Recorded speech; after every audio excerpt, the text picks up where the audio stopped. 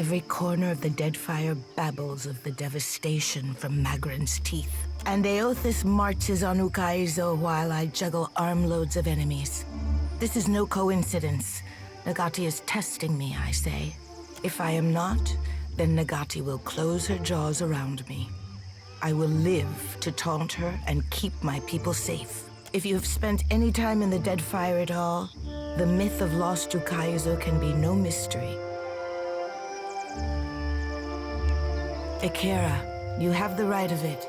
Some of us would see its purpose restored. They say the beaches of Ukaizo spanned impossible horizons, and its towers graced the light of distant stars. At night, I even... but it is nothing. Akira, since I was a child. Do your dreams ever wake you in the dark of the night? To find yourself trembling and tangled in blankets soaked with sweat? Do you ever open your eyes, feeling both fearful and sick? Curious company you keep, Watcher. No? Just me then? When I close my eyes, I stand before the gates of Ukaizo. There are always 3. For what would there be 3 gates? I do not say I am meant to go, but the gods. They want the Huana to return and reclaim what we lost. For what do the tribes not fight each other? For what are we united if not to take back lost Ukaizo? Under Wodika's gaze do we keep order. Atop Nagati's seas are we tested. From Ikuhu's bowels do we carry wisdom back to the tribe. You sure that's wisdom? Revelation comes from unlikely places, soldier. I say you should have learned this on the battlefield. The gods want this for us, I say.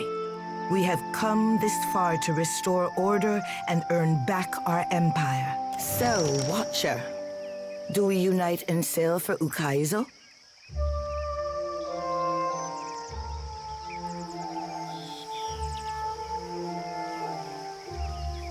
Akira, to Ukaizo and the prosperity of the Huana.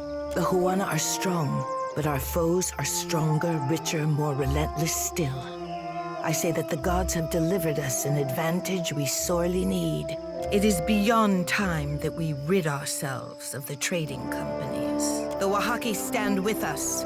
With their howling warriors on our side, I say no foreign fighter will hold their ground.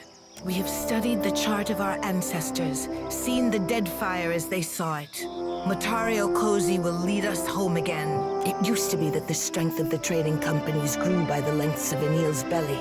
Now they grow fast and unchecked, feeding off all they find. It is my responsibility to defang the serpent before it bites down on my neck. And I need all the help I can get. My guards apprehended a Valian agent prowling in the shadows of the Brass Citadel. By his own admission, he was there to blow up Rawatai's black powder stores. You wish for me to spoil the surprise? Akira, very well. You must pick up where the Valian agent left off. Whatever the Watcher thinks is best, I'll go along with it. Akira, I do not judge if you take your delight in the flame. After the powder house is destroyed, our prisoner's testimony will point the way to Director Castor. You must not fail me. You will have to infiltrate the powder stores east of the Brass Citadel docks. I leave it to you to live by the sword or walk by the shadows. Here, the agent's explosive. Ask. I do not discourage curiosity. Your caution is admirable, but we keep a closer eye on the trading companies than you might think. While they are preoccupied crawling over each other to reach Ukaizo, such an elaborate ploy is beyond them. A charitable thought. But then we would waste a critical opportunity to cripple 2 enemies at once. Because when the dust settles, we have promised him a lenient sentence. You might even call it a job. Refreshing to find one whose loyalty can be bought. The Deadfire is full of such adamant and principled kith these days. Akira, it will geld their mighty cannons, reducing those titans of warfare to useless iron. The seas will be quiet for a change. If nothing else, whales will thank us. The ire of Rawatai will turn to the Valian republics, and both will be too distracted with each other to notice our ships landing on Ukaizo. It is asking too much that the trading companies simply destroy each other. But I have been surprised in the past. Good. Are the terms of the mission accepted? For Ngati, I say you must be a tricksome fish. For Wodika, I say order must be restored. The gods will thank you, but not half as much as the Hoana. Between me and a tall mug of ale. No problem.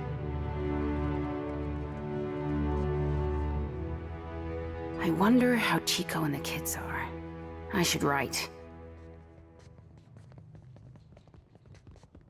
Only 4 more weeks until my transfer.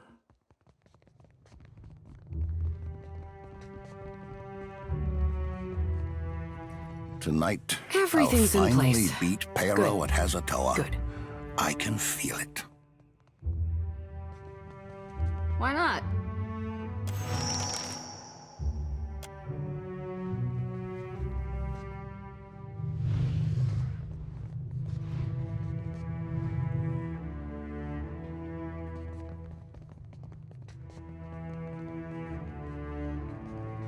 This indignity will not go unanswered.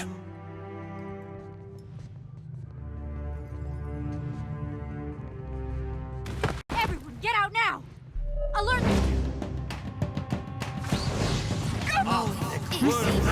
Distractions. You call this fine Ediran mead? I call it unfit for pigs. Worth and rough! Let's go.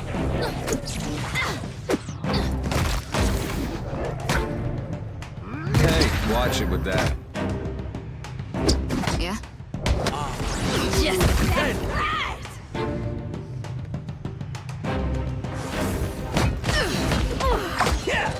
Cannot whack him any harder. I reap what I sow. Worth and rough.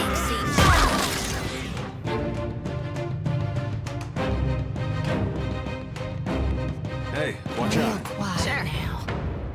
Yeah. Happy to oblige.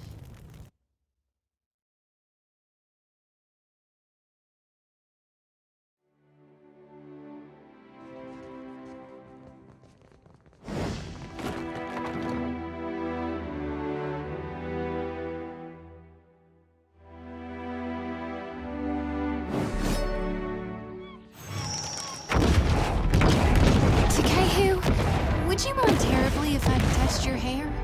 Of course not.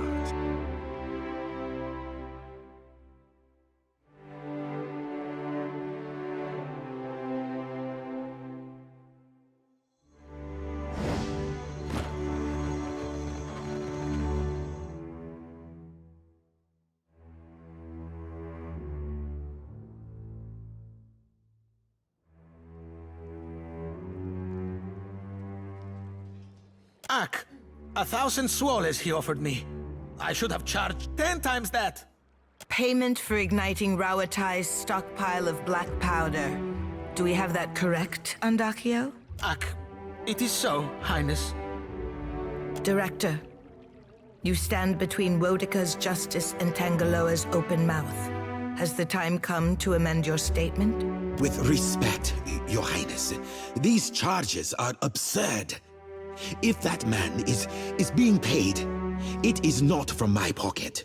You expect us to believe that? This reeks of gutless Valian subterfuge. Peace, Hazanui.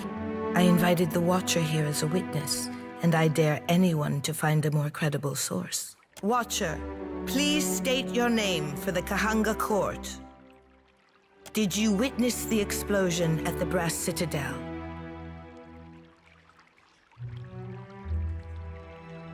Akira, then it is as I told our guests before.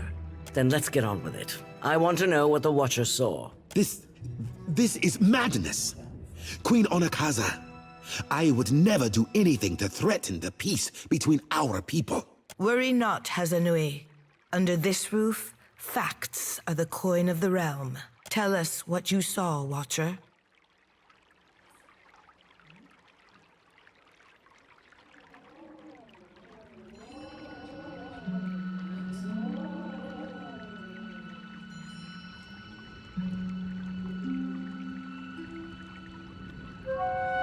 What?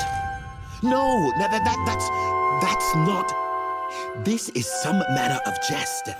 Watcher, tell her. I knew it! Release this snake to me, Queen. I want to see Rauatayan justice done. That will be enough, Hazanui. This was an attack on my city, and it falls to the Huana to judge the sentence. No! You cannot do this. The Songrette, the Republics will... Considering the disgraces on your head, I say not even the Republics will bother to defend you. You are to be stripped of rank and sent to the gullet for your remaining years. May the bowels of Tangaloa scour the taint of guilt from your soul. You cannot be serious.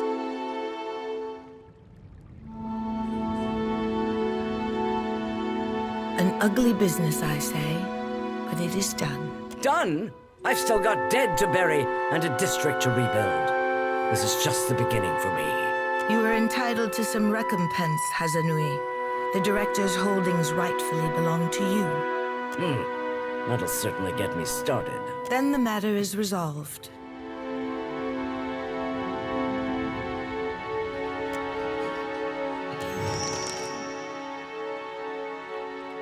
After so much struggle, it was a moment's work to cripple a nation. And well-mannered. Akira, we are nicely paired in these dark times. Join me in the garden. I would speak of our future in detail.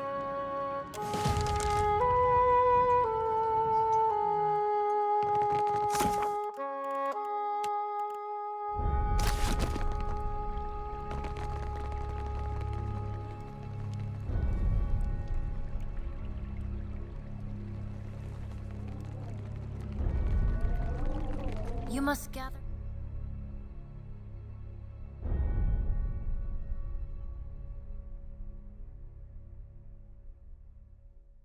Party before venturing forth.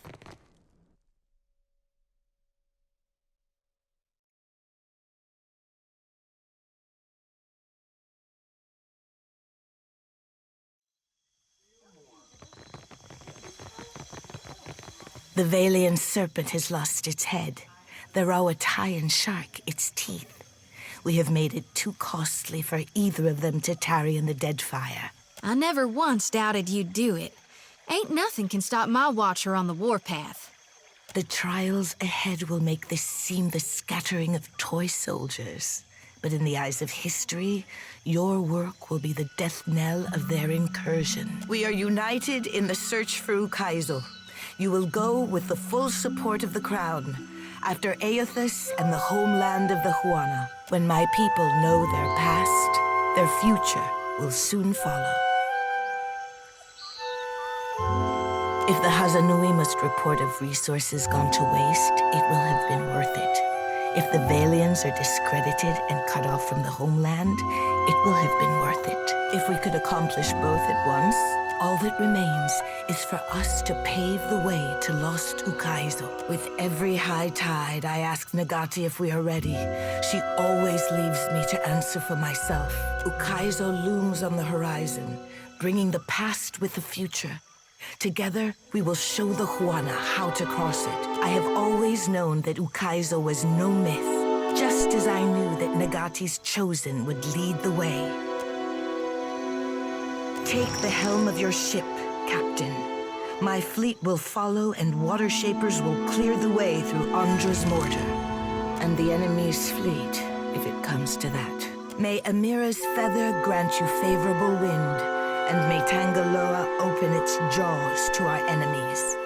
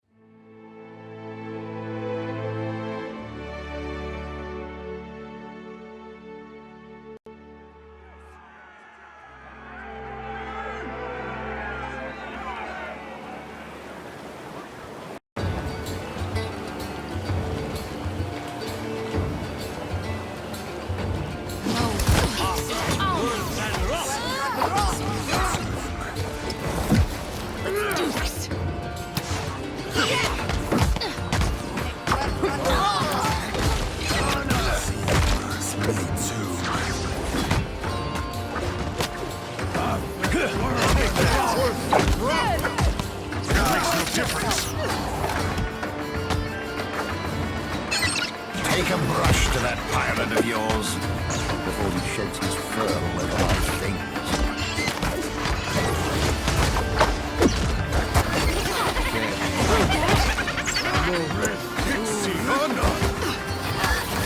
That dog won't hunt.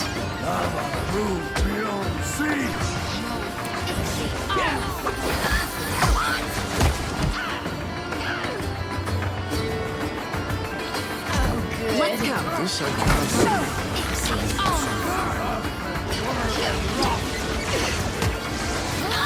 Hardly seems fair. Me and you are about to mix.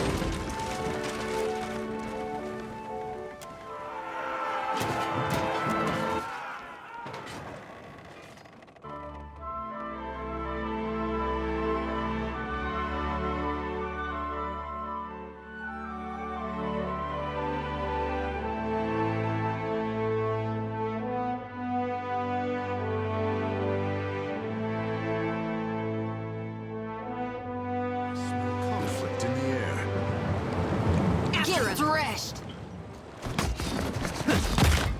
Behold me, mother! On us. Do this. Worth and rough!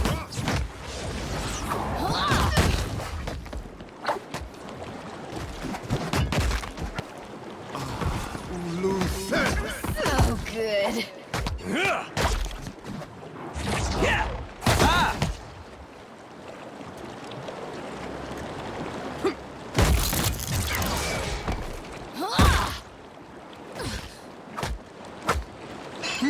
Oh, that's the stuff. Let's go. That's not very helpful. Stop. Sorry, Fred. Can't. Just like that. Tell me, indeed. They'll fall by my hand.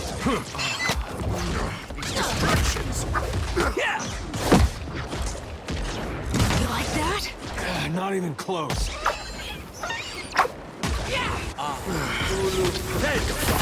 Good.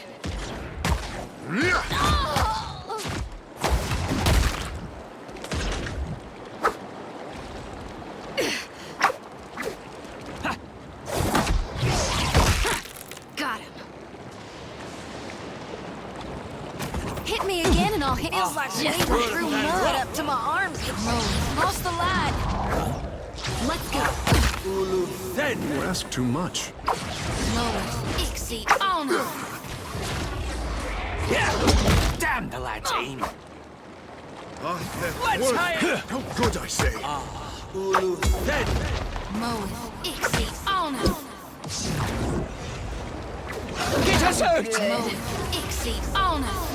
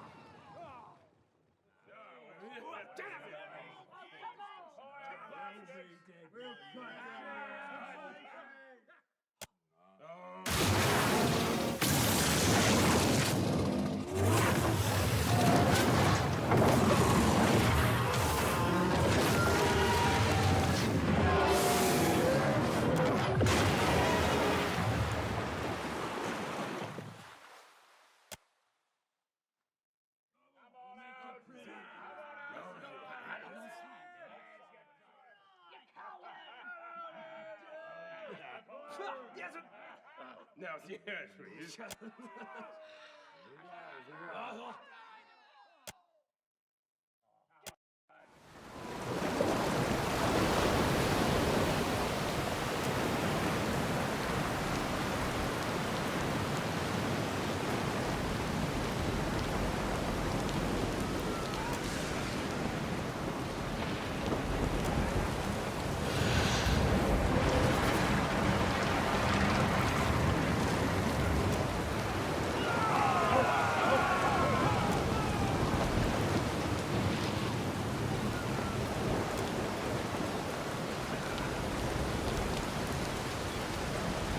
How the...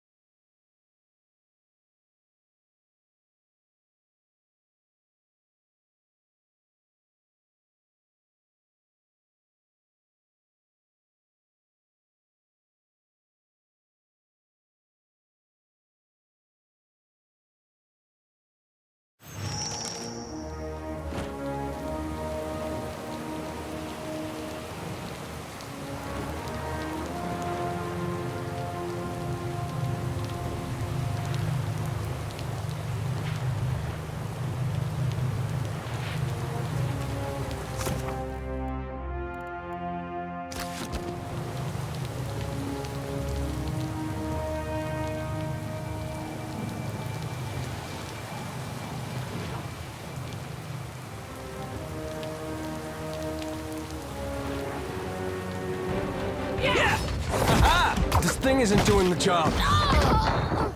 Let's do this. Easy on us.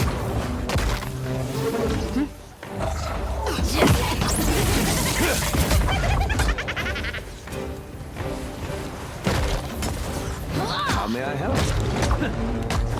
After him. That dog won't hunt. Nice hit.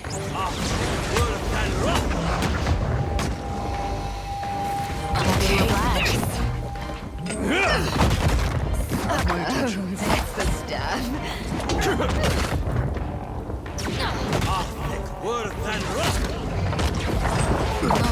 Easy on us. Let's go. At your service.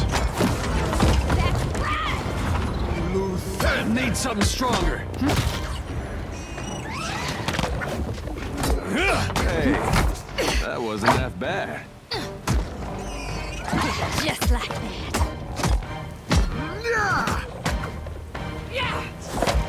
That dog won't hunt.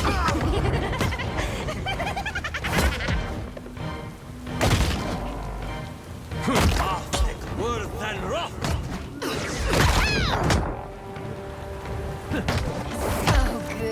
Not even close. On us. Quick, toss me something else. After the stuff.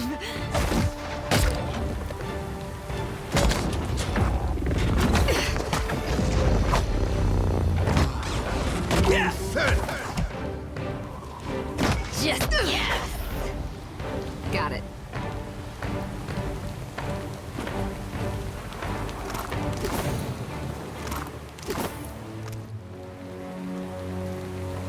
I suppose we're heading straight into that.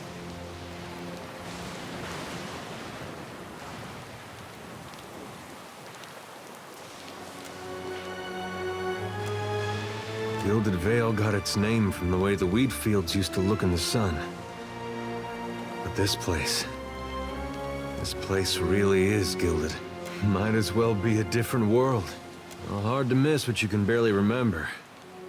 All I know is my life took a turn when this world came stomping into mine. These great people got a funny way of passing on. They disappear from the world, but leave their problems behind for the rest of us to deal with. I guess maybe that's one good thing that's come out of this. Well, at least for me. I got something to do with my life that doesn't involve hauling or shoveling. I even got a friend or two out of it. The whole world's about to face the biggest test it ever saw. What Aethys is doing, it's gonna change everything. We may not survive. Kith, I mean. You know, I broke a wheel once too. First thing I thought of when we learned what Aethys was doing. My mom had this spinning wheel, and she loved it. Well, I was playing with it in the way a young child might when his parents are out, and that wheel came right off. It wouldn't go back into place, so I pushed it harder, and pretty soon I'd broken off a spoke. Broke off 3 more trying to fix that. Anyway, I got whipped pretty good for it. That wheel was never the same, even after my dad fixed it. I used to think of the gods as being like parents to all of us. And now I know better.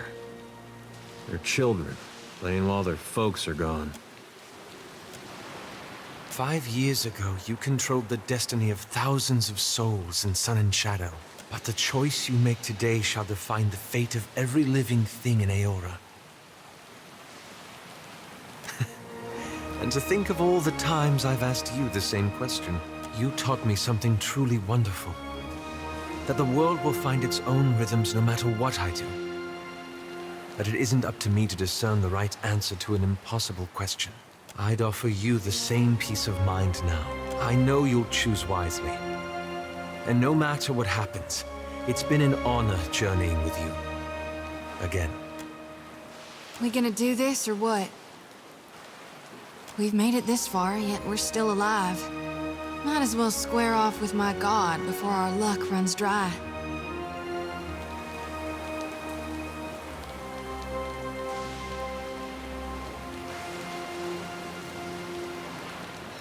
Reckon it was. Sure, I did some things I now regret. God knows I got plenty of blood on my hands. Tell me, Watcher, can there be a god of light and birth if souls themselves can no longer be reborn?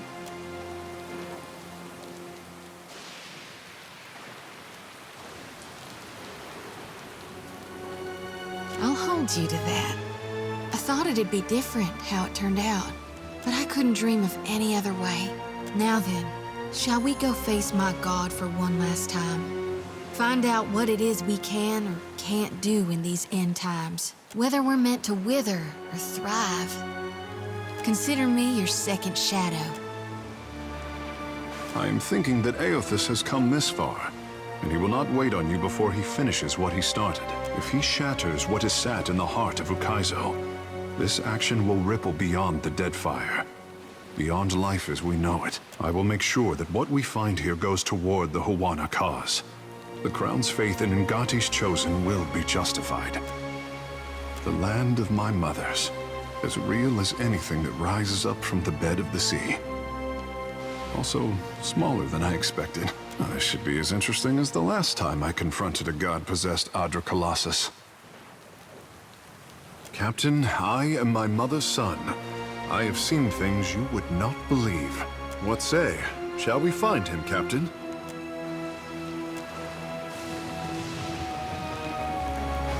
Leave it to me.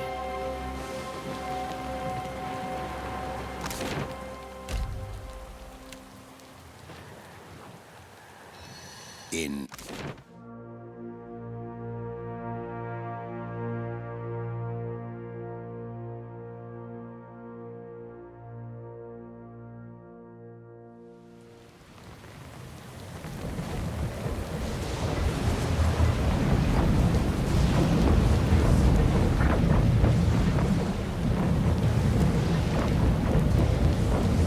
I have stood here before.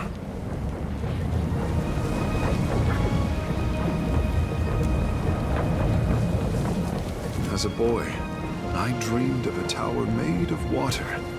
I stood at the pinnacle and made obeisance to Mother Ngati. This tower, this view.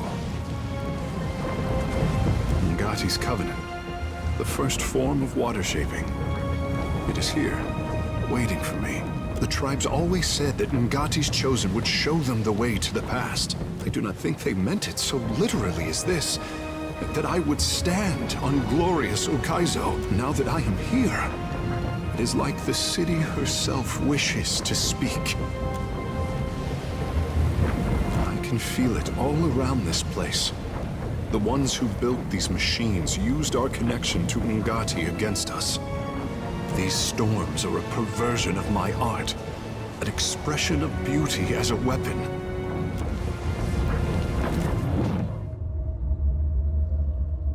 Dumu the eldest, Tapua the wise, and Tokima the recaller. Step forward and be recognized. You are the stewards of my covenant.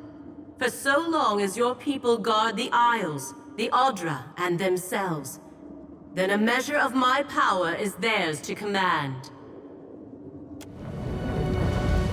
So beautiful. But look what they have done with you.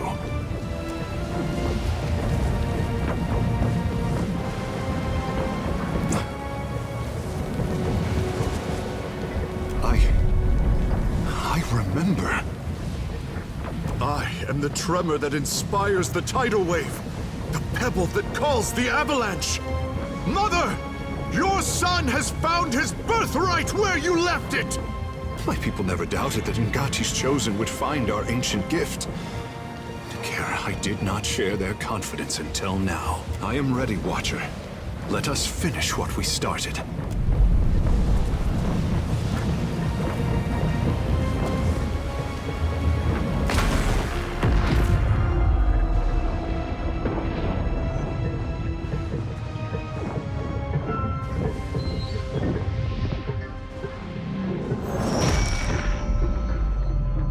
The machine controlling the storm winds down.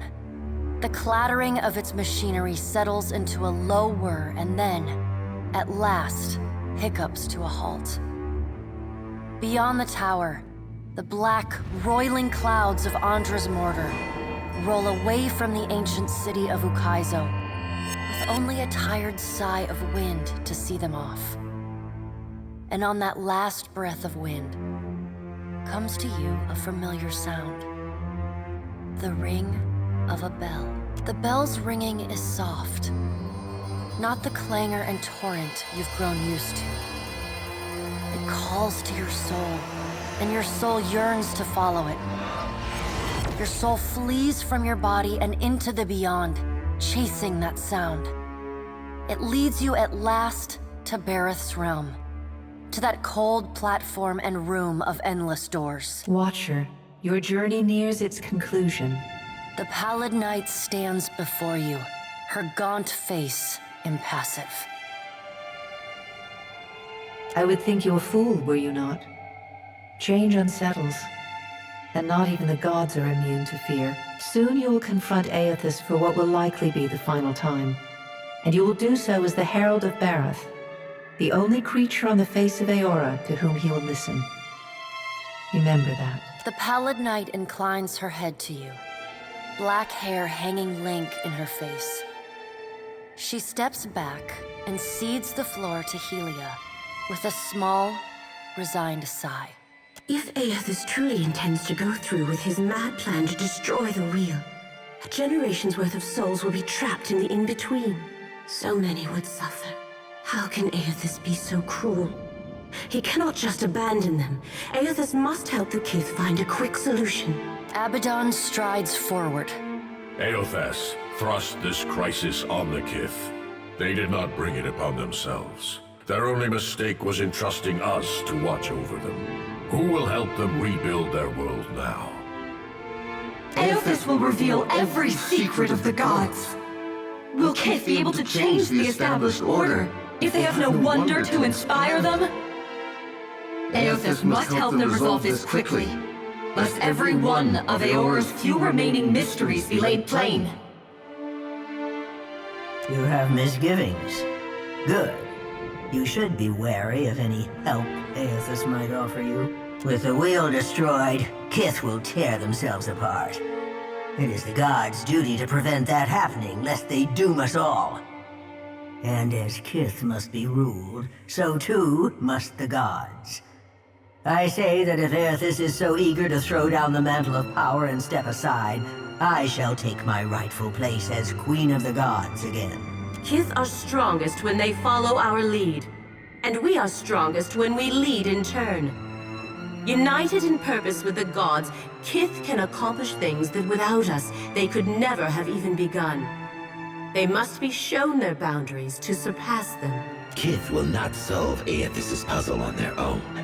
And without an established order to fight against, the bonds that bind them dissolve, and they fight amongst themselves.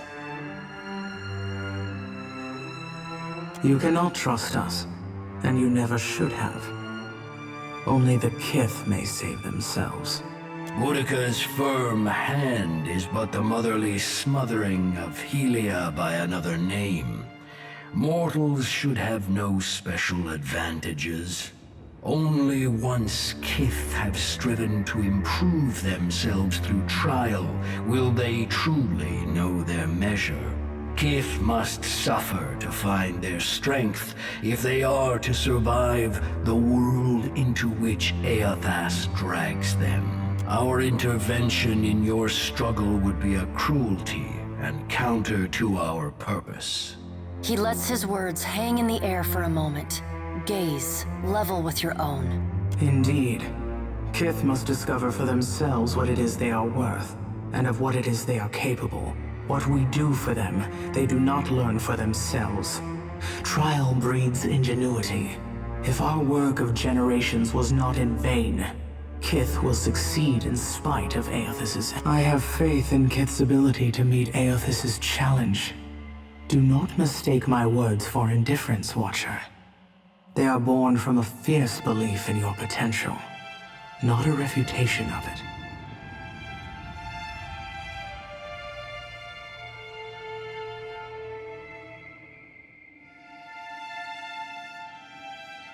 And yet you come to Ukaizo with only the Huana at your back. All that Kith stand to lose. And even then, your leaders could not join hands, squabbling instead over prestige and resources.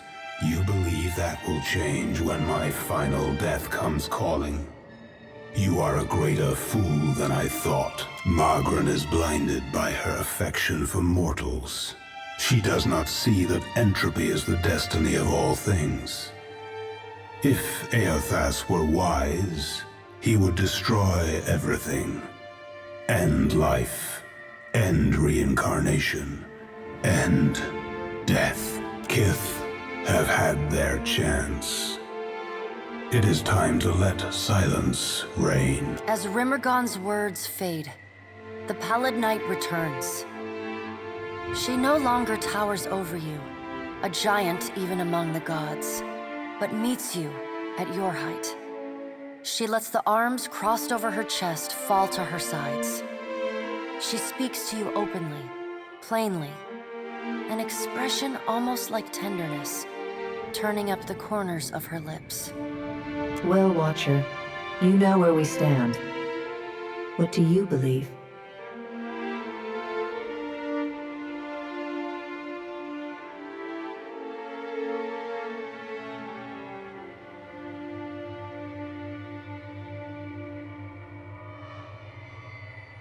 Take care that you do not sacrifice all, Watcher. Only what you must. The things you stand to lose, lives, institutions, beliefs, you may lose for good. Now the time has come for us to part, Watcher. I laid upon you a difficult duty, and you have discharged it well. You will be free of it in time, but not now. You have work to do yet. You are no stranger to hard choices. You killed Theos, and when his soul was laid bare before you, you chose to destroy his memories. Remember the strength it took to make that choice, and know that you alone may sway Aethys now.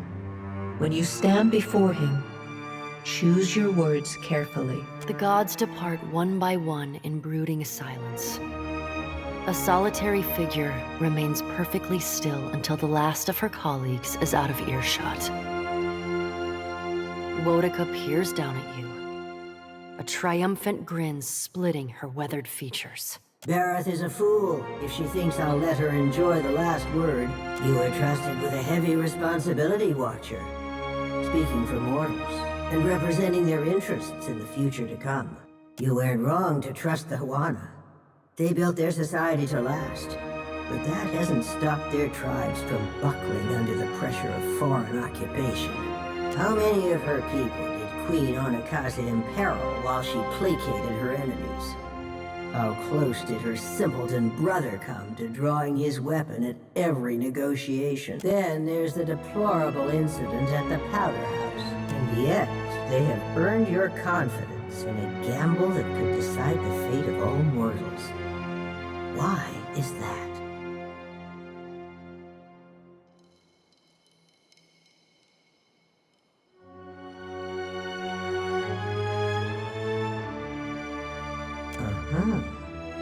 Consider my curiosity appeased. For now, in our grandest plans, you are a singularly unpredictable variable. You play a dangerous game by investing your hope in others. Deception and failure are woven into the fabric of mortals. I can safely promise that they will disappoint you before long. Encouragement is not in my portfolio.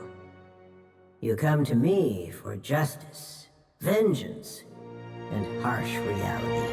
Whether you heeded my wisdom or not, everything you've done to get this far has informed our view of mortal kind. I hope you're satisfied with your performance. We've learned much from each other. Nothing could convince me that mortals are equipped to steward their future. Your efforts to prove me wrong were admirable, and my detractors will likely use your example to oppose my rule. The Huana may reign over this archipelago for now, but Eora is vaster than they know. A difficult road lies ahead of me. Your alliances have made proving my argument an uphill battle. Well done. I suppose. Aethys will no doubt have a sunnier outlook on mortals and their chances of success. He already has everything he wants, so go and listen to his empty-headed idealism. The rest of us will be sharpening our blades, preparing for the future he lays out for us. This cannot last, you know. You keep falling asleep on me, I'm gonna have to start walking behind you with a pillow. Oh, by the way, the storm's gone. Also, I think Aethys has ended the world. It seems we're all still here. Do not touch the machine again, I say. The delicate fish can only take so much. Gods and darnation. My head.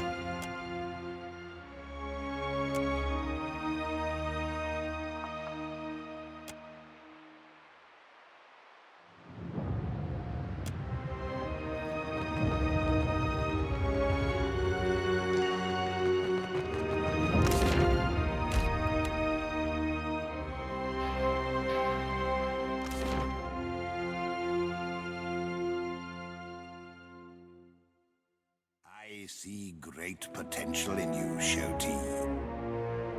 What you people from lush, bright lands fail to grasp is that Rauatai isn't a storm-tossed spit of land. It's the Kith who stand together there. Ukaizo belongs to us. We've earned it with blood and sweat, and no one shall take it from us now. This is greater than the two of us, Watcher. Rauataians, defend Ukaizo! Let's go. Take you.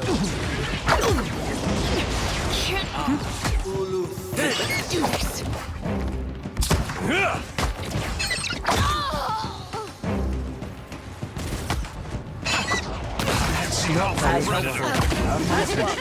As one! Looking at Mo. Death take you. After him. Yeah? Like a fish. You like that? That was about as useful as a bump on a pickle. Just like and rough! Good.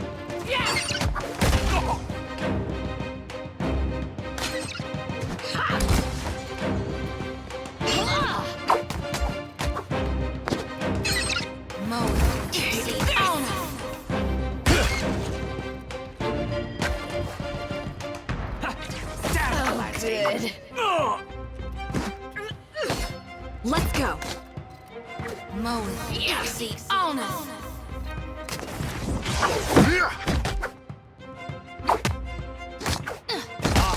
Worse and rough! No problem. Sure.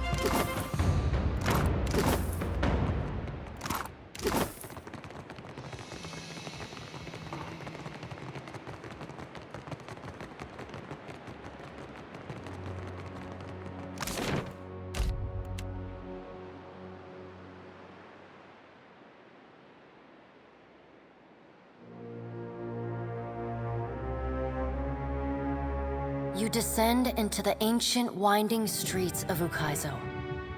Battered by storms for thousands of years, the ruins bear the marks of their role as the lone witnesses of the god's great secret at the center of the city. The houses and boulevards are pierced by great spears of luminous Audra. There are no ashen bodies, no birds, no sign or sound of any life. But with every step, the rhythmic pounding in the distance draws nearer. Soon, you can feel the vibration traveling up your spine. As you approach the center of the city, the weathered architecture gives way to more luminous Audra, piercing the ruins, eventually overtaking them entirely. Cresting the top of a fallen tower, you finally get a clear view of Aethys. He stands, legs astride, next to a great stone monument ringed with 11 cavernous alcoves. All but 3 hold a gargantuan skeleton, bones scrubbed clean by the city's storms. An immense Anguithan machine floats above the monument, suspended by invisible energy emanating from a well of light beneath it. Great brass rings spin around a core of metal and Audra at the machine's center. Periodically, Aethys's massive arms swing back. The movement alone is enough to draw great gusts of wind toward him. When they come down on the machine, the impacts are accompanied by eruptions of electricity, fire, and smoke. The hundreds of luminous Audra pillars across Ukaizo sympathetically dim in a rippling wave that spreads out from the machine. The only safe route to the god is a steep ascent along a monstrous pillar of luminous Audra. Intertwined with fragments of Ukaizo's ruins that it has carried through the centuries, the pillar bends in a long arc, towering above the machine. The pillar levels out near Aethys's head, a silent observer to the destruction of the machine it has grown beside over thousands of years. You weave your way along a treacherous rain-slicked path up the pillar's skyward side. As you arrive at the top, you catch Aethys's attention. Fist pulled back, he pauses to observe you. With the same gentleness he showed at Ashen Maw, he lowers his arm and turns toward you.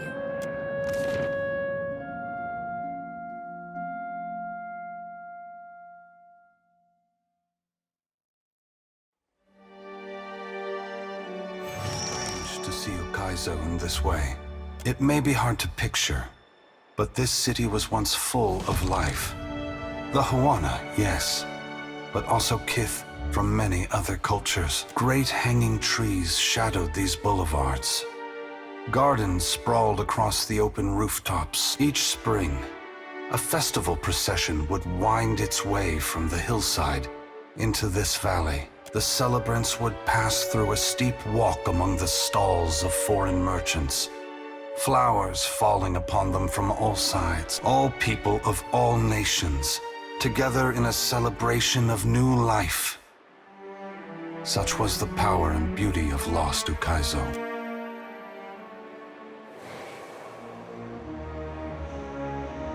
Been a while, old friend. Widewin, I did not think to see you here. But few things go as expected when the Watcher is involved. We were a good team. Once. But this isn't what we fought for. Ain't you just burning the harvest because you planted the wrong seeds? An astute observation, old friend. Consider instead that I am giving the soil back to those who till it. Spring must always follow winter. As long as there are people committed to finding the other side of change, the agony will not last. But thank you for challenging me as you did in fairer times. I haven't forgotten the lesson we strove to impart. You're welcome, I suppose. Can all of that beauty and life return to this place, Mighty One? Has the future of my people awaited them here? Lost Ukaizo remains only in name, Tekehu. It is a name as barren as this city. If future generations wish to create life in this place, they must look forward as much as they look back. If we don't fix this mess you're about to cause, the whole world is gonna look this bad. I mean, it's a mighty heavy load you're putting on our shoulders. I just hope we can carry it. As long as there are people like you in this world, Adair, I truly do. This power has always been in the grasp of mortals. Now you will finally be aware of it. Gone, please, I'm begging you. What do I do following this? How am I to best serve those still living, to improve our future chances of survival? The Deadfire and the Eastern Reach are full of animancers, women and men with brilliant minds who can solve this great problem. They will also need people with brilliant souls, like you, Shodi. People who can tend to the spiritual needs of the world in a time of fear and desperation. Remember, the flame you bear is not only light, but warmth. Provide comfort to all who need it.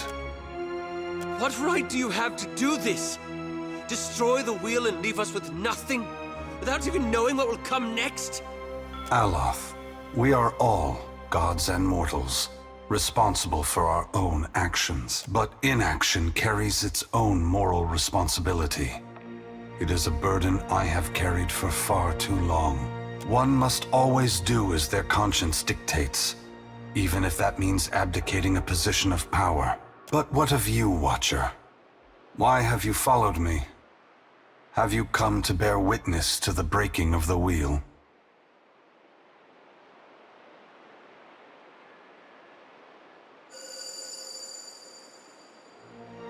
Mortals are already inspired. It is what has pushed them on for hundreds of generations to reach this point in time. Animancy is poised to go far beyond what we Ingwithans ever discovered. Why does Helia think I should lend more power to mortals? As do I. From where should mortals draw their inspiration? Very well, Watcher.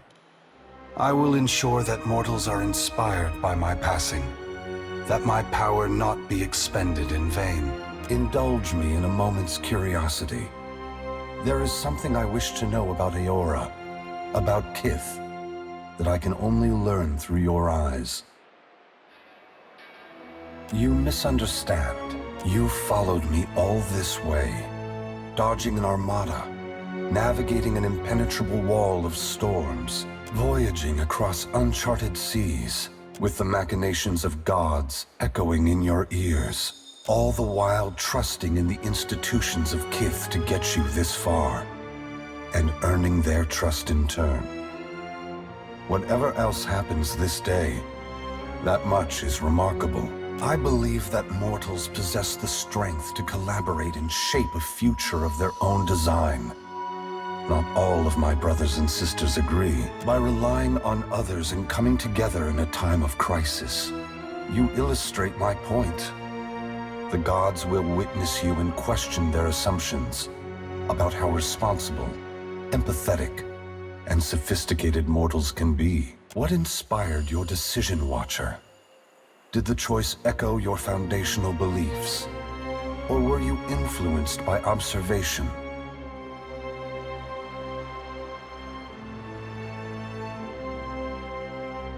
Boudica has been especially active since the downfall of her favorite operative. Have you ever considered that she is mentoring his replacement? My brothers and sisters never act when the gains are strictly short-term. If Boudica's shadow has fallen upon you, that can only mean she recognizes your potential to further her ambition.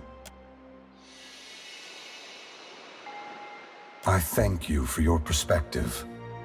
Yours is not the only opinion that concerns me, but for the moment, it offers much to consider. All I ever wanted for mortals was growth, transformation. Once, my brothers and sisters shared this goal. Some have forgotten themselves, giving into fatalism or tyranny. Others have succumbed to apathy. It brings me great sorrow that crisis is the only way to set the future in motion. Would that I could pass the responsibility of heralding your darkest hour to another. Never forget that trust and coordination between mortals brought you to this place. Your future is built on a foundation of hope, and you have laid the first stone. Ask. You are entitled to any answer that is mine to give. The great work of the Ingwithans falls to ruin. Reincarnation as we know it will end. Souls which currently await new life in the beyond will be born into the world as normal, but their numbers will not replenish. Anything that dies will tarry in the void of the in-between, awaiting the motion of a wheel that no longer turns. Once the beyond has emptied, every birth will be hollow-born. Other maladies of the soul may follow and plague those who linger in life. Unless mortals work together to carve a new path, the essence of life will be trapped in the netherworld. Gods will starve. Eora will grow silent and cold. A generation or more. That much essence is already poised to flow into Eora. But unlike an hourglass, no amount of turning will compel the sand to reverse its course. Should you choose, you could lay down your burden and trust in your children's children to set matters right. That depends entirely on you. By your reckoning, there are still good years to come. By ours, time is short. Yes. They must work toward a solution or perish. If that task is beyond their skill, then they no longer deserve their position. I would have them justify their right to lead. That could mean swallowing their pride and hearkening to the wisdom of mortals. Some, I expect, will perform better than others. When we tamed the cycle of reincarnation, we broke what had once functioned naturally and without intervention. The flow of essence will not normalize on its own. Essence will simply pool in the void of the in-between, never passing through Adra networks to the beyond. The dead will be left to wander in darkness, confusion, and sorrow. No one is worthy of unconditional trust. If you feel the gods are beyond forgiveness, then they don't deserve your obedience. Make your future one that doesn't require them. Should you choose to accept the gods, I hope that you temper your faith with skepticism. Boudica is entitled to her opinion. If the intent of this test is to justify an uprising to come, that is more worrisome. The other gods must decide for themselves if mortals are ready to dictate their future. Should Boudica's tyranny prove the only alternative, mortals must prepare for a terrible conflict. Your perspective bridges eternity, Watcher. Many will look to you to mediate differences that could shake the very foundations of Eora, for several reasons. My strength was diminished after the Godhammer bomb, and assuming this form took incredible effort. With so many vying for control of the Deadfire, I also saw a ripe opportunity for mortals to cast aside their differences and stand together as one. They have never been more powerful, more capable. Because of this, the gods must justify their importance or be proven obsolete. I apologize, Watcher. There is nothing I can do to restore the glory of your hard-won and poorly situated estate. What happened to Cadnua was not personal in nature. I would have occupied the statue even if it was buried beneath Defiance Bay. Given your perseverance, I know that a second home cannot be distant in your future. You have only to seek it out. I must attend to my final work now. I cannot delay any longer. You have carried a heavy burden across the Deadfire, Watcher. Before I go, I would rid you of it.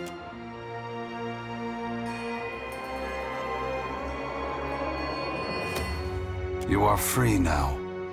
As free as any of us can be. Many will come to you for help in the years ahead. Animancers, priests, even the gods themselves. I have great hope for you, but always remember that your future is for you to decide. Use your freedom well. Aethys squares himself to the machine. As you move to a safe distance, he draws his fists back and resumes his assault. The blows rain down with increased fervor, but the machine perseveres in spite of his efforts. Spreading his arms wide, Aethys draws power from the luminous Audra clustered around the valley. The energy courses through his body, limbs overflowing with intense light and waves of heat. He returns to his task, each strike bringing with it the sound of cracking stone and twisting metal, the flickering of luminous Audra across Ukaizo. As the ancient machine finally begins to succumb to his strength, so too does Aethys's body, built to withstand the passage of thousands of years. The great Audra statue has finally been pushed beyond its limits. Cracks appear along the hands, then race up the arms. Aethys does not slow his assault, but continues unabated. Its brass rings twisted, the machine spins erratically but withstands the relentless barrage. Aethys stands astride it and pummels the base of the machine. Soul energy begins to flare out from the machine's heart, warping the air with the intense heat. Aethys drives his right fist into the machine's center, the core of metal and Audra. The god lets out a deafening shout, something between a cry of anguish and a roar of exultation. You see Aethys's arm shatter upward from his hand through his elbow. A flash of light and heat bursts from the core, accompanied by a cacophony of destruction. The moment passes as Aethys's shout echoes throughout the valley. Your eyes begin to recover. The god's work is accomplished. The great machine of Ukaizo has been destroyed. The wheel has been unmade. As Aethys's voice fades, the enormity of what you've accomplished sinks in. You have confronted a god. You have rediscovered the ancient city where the wheel was forged, and you have seen the wheel shattered.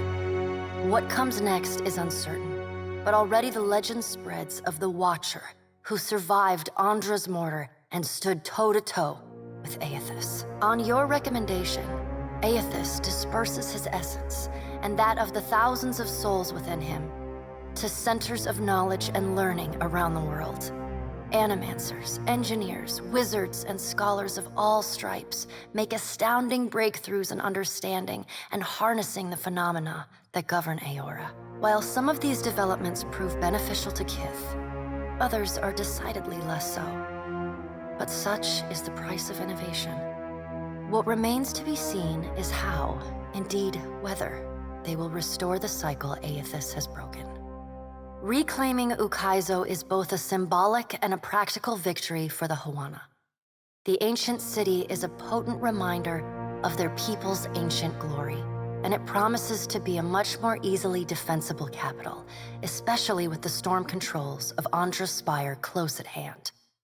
The other tribes unite under the Kahanga and dedicate themselves to rebuilding Ukaizo and relearning its secrets. The Valian Trading Company continues its operations in Deadfire, though it is forced to renegotiate many of its contracts with the newly empowered Huana Crown. Company leadership finds that the new terms are much more favorable to the tribes than to their own interests in the region. Due to these changes, the Valian Trading Company eventually withdraws most of its people from Deadfire. The Royal Deadfire Company is expelled from the archipelago as punishment for their attack at Andra's Mortar. The storms across the Rawatayan mainland subside along with those of Andra's Mortar. However, Rawatai regards this respite with a wary eye, ever mindful that the machinery at Andra's Spire remains under their foes' control. The Huana settlement of Ukaizo reignites Ferrante's dream of a new Valian empire. Deadfire is claimed and controlled, but the clearing of Andra's Mortar offers the possibility of new prospects in yet undiscovered lands. He leads the old Valian loyalists across the sea, searching still for a new Valian homeland. The mysterious deaths of Governor Clario and Storm Speaker Ikawa provoke hostilities between the Valian settlers and the Huawan residents. What starts with angry words escalates to retaliatory killings as each side blames the other. By the time anyone bothers to question the strange coincidences surrounding their deaths, including reports of a cloaked Omawi woman seen in both the port and the village, both sides have gone too far to turn back. The conflict eventually draws the attention of Queen Onikaza, who sends a contingent of warriors to drive the remaining Valians from the island. Port Mage becomes a cautionary tale for outsiders who would abuse the hospitality of the Huana tribes. As the balance of power changes in Deadfire, so too does Nekataka transform. Though the Kahanga monarchy moves its new seat of government to Ukaizo, Nekataka continues to be a busy and important city. The Kahanga leadership takes responsibility for the welfare of the Raparu, and the gullet starts to improve. What was once a den of crime, poverty, and illness slowly becomes a quiet haven for the Raparu. Ukaizo reveals more about the ancient art of water shaping than the guild could have hoped to learn in another century of work. With this new knowledge, water shapers across the archipelago wield the currents and bend the waves for the pleasure and benefit of the new Huana nation. Your brief encounter with Letharn proves deeply influential for the children of the Dawnstars. Plagued with nightmares and haunted by the deaths at Hesango, Letharn begins questioning his faith in Aethys. At first, his fellow Dawnstars chide him, but that changes as word of Aethys' deeds at Ukaizo spreads. After all, what business have they worshipping a god who denied his own legitimacy? The faith of the children of the Dawnstars fades, but their commitment to the people of Deadfire does not. They continue feeding, healing, and helping the neediest, just as they have for decades. It is no longer a holy mission, but it is a mission all the same. Ruanu, the chieftain of the Huana at Tikawara, dies mysteriously. The tribe finds his body washed up on the same beach where Anaharu challenged him to the trial of waves. Some blame Anaharu's vengeful spirit. Others see it as Ngati's final judgment. And a few speak of a strange man seen lingering in the village. The leaderless tribe eventually scatters. Some head to Nekataka, while others seek out the Wahaki. The dragon, Neraskirlas, no longer passes between Aora and the White Void, and the dead flow slowly breaks apart, exposing the temple long frozen within. Under Halfyorn's guidance, the Harbingers of Dusk resettle within Remergon's temple, vowing to forever protect it from the defiling touch of outsiders. Over time, the group becomes increasingly reclusive and fanatical, attacking any who dare approach their holy site. In besting the Beast of Winter, You earned the Death God's mercy rather than his enmity. The deity remains characteristically unforthcoming about his decision, and you're left to wonder whether in doing battle with him in the White Void, you somehow furthered his apocalyptic ambitions. Once repaired, the Adra at the primal island of Kazuwari again pulses with the flow of soul essence between the here and the beyond. The feral life on the island flourishes, the jungles and veld growing ever wilder and resistant to settlement and exploration alike. The faces of the hunt continue to rule the Crucible and Galawain's, or rather, Tawamawai's name. The trials summoned by the statue grow deadlier with each season, until only those rare few willing to brave the gravest of dangers seek out the bloody ordeals of Kazuwari. Like the other souls following in your wake, Muatu eventually yearns to move on to the beyond and the wheel. Stymied by Aethys's actions, however, he settles on returning to Kazuwari, where he joins the choir of souls that echo throughout the Crucible. Hundreds of Kith, and no small number of Wilder and Primordials, flee from the Black Isle, their minds a confused collection of inconsistent and contradictory memories. Each escapee bears knowledge that was once lost, and agents of the Hand Occult across Aora work tirelessly in the years that follow to hunt down and end these fugitives. They find far fewer than they hope.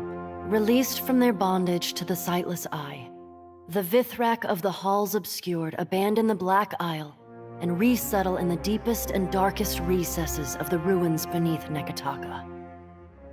Sisak and his colony remain secretive and isolated, however, rarely interacting with those Kith crawling about in the sunlight above.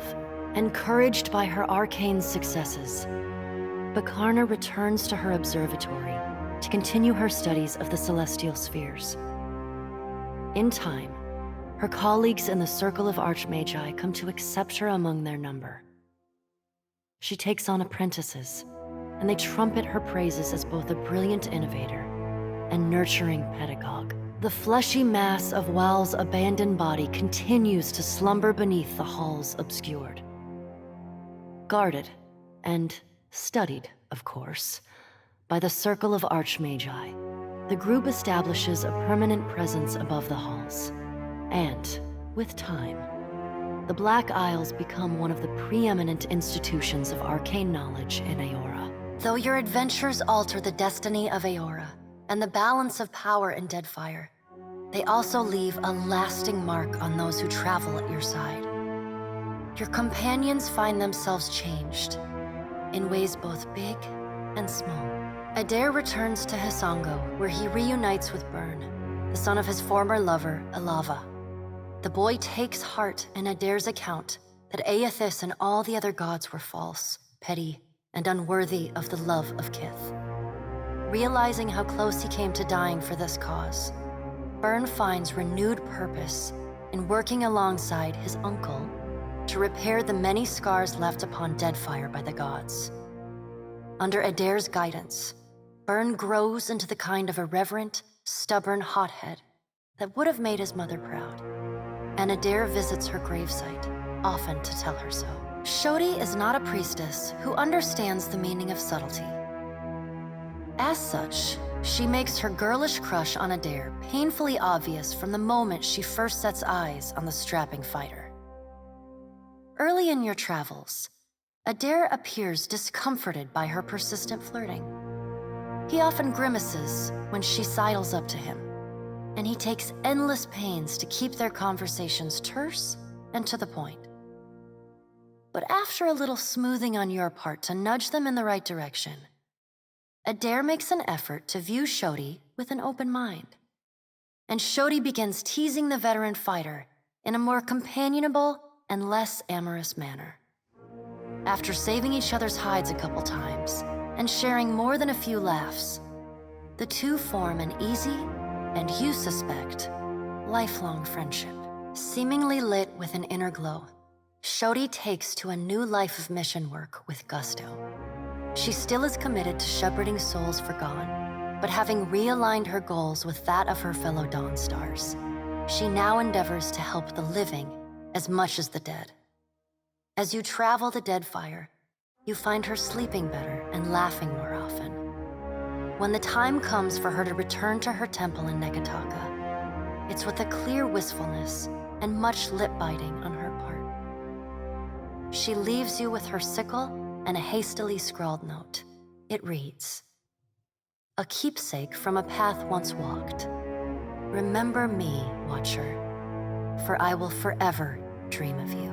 Though the two of you no longer travel together, Shodi holds fast to the memory of you in her heart, remaining your fierce and doting girlfriend, faithful even in her absence.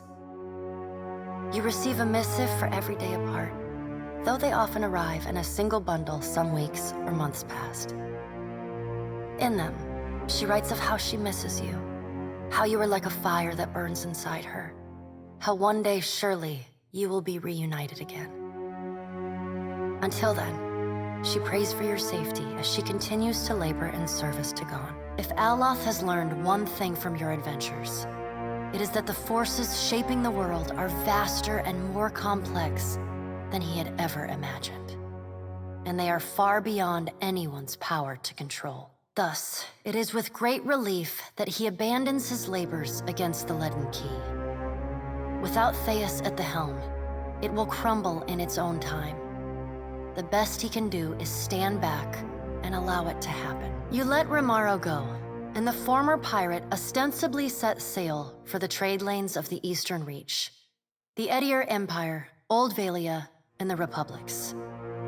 For the remainder of your time together, Seraphon seems, if not exactly happy, at least contented with the outcome of your confrontation with his former mentor at Sayuka.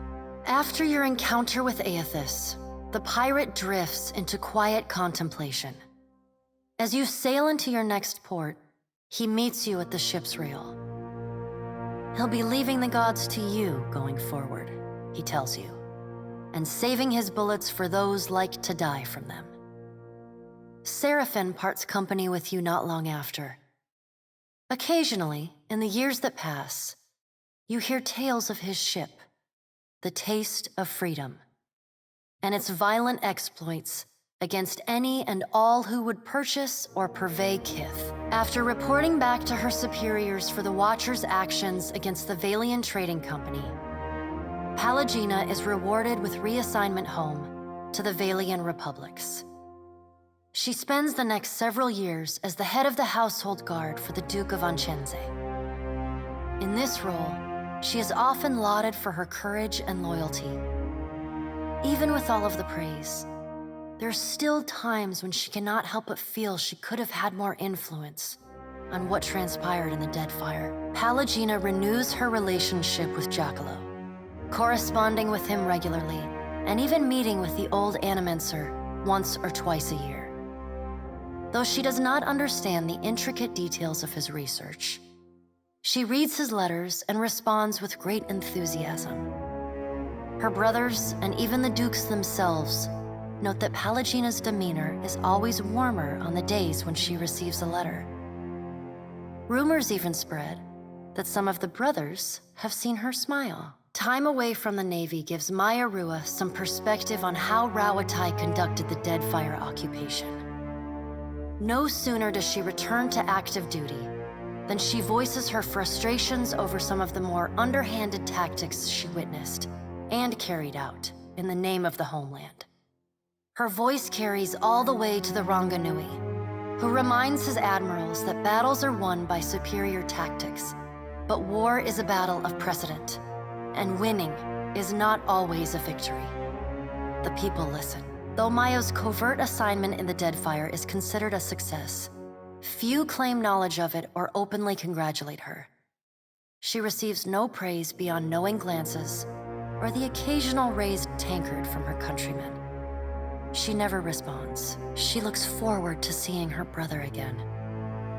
So does Ashiza. Takehu never intended to grasp at the destiny his coming foretold, but he finds himself doing just that. He sails from island to island as an emissary from the gods to the Huana people. The tribes welcome his message and use it to bridge their traditions across the archipelago. Juana unity has never been stronger. With Ngati's covenant firmly in mind, Takehu feels confident enough to reshape the very Deadfire. Your farewell is short and cordial.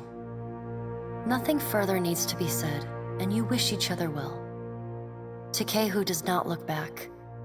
The sea feels restless in his absence. Your pursuit of Aethys and your journey to Ukaizo signal the end of forces that have shaped the lives of Kith and the course of nations.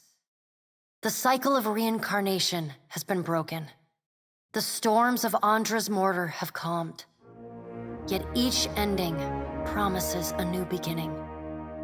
As the sun rises over Ukaizo, Kith turn their gaze eastward, wondering at what lies beyond, and at the world they will fashion for themselves. As the Watcher of Cadnua and the former Herald of Bareth, you return to your ship and begin the long journey home. You hope for calm weather.